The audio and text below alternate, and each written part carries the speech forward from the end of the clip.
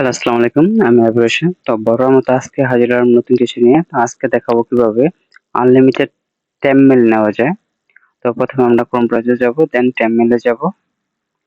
দেন এখানে কিন্তু একটা লিমিটেড আছে যে এতক্ষণ পর্যন্ত এই একটা মেইল ইউজ করতে পারবেন। পরবর্তী কোনো মেইল আসবে না। যত রিফ্রেশ দিই, যত কিছুই করি না কেন।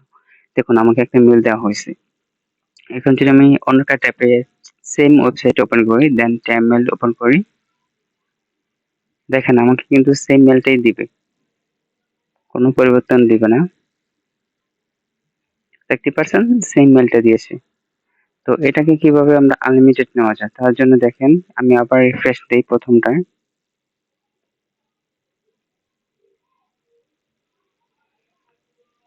দেখুন আমাকে সেম মেইলটাই দিয়েছে, কোনো পরিবর্তন নাই।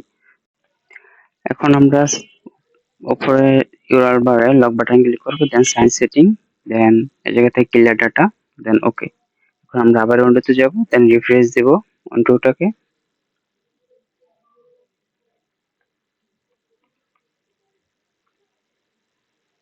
দেখতে পাচ্ছেন আমার মেইলটা চেঞ্জ হয়ে গেছে কিন্তু।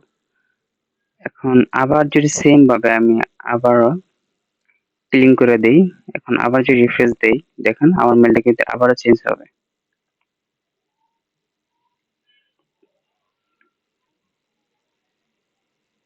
হ্যাঁ, দেখতে পাচ্ছেন মেইলটা কিন্তু অলরেডি চেঞ্জ হয়ে গেছে।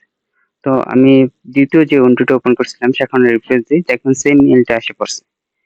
কারণ আমরা যতই উইন্ডো ওপেন করি না কেন, যতই রিফ্রেশ দিই না কেন, আমাদের মেইল একটাই থাকবে। তো কিভাবে বাইপাস করতে হয় সেটা তো দেখালাম। এভাবে আপনি আনলিমিটেড মেইল নিতে পারবেন। তো আজকে এ পর্যন্তই। ভালো থাকবেন, সুস্থ থাকবেন। আল্লাহ হাফেজ।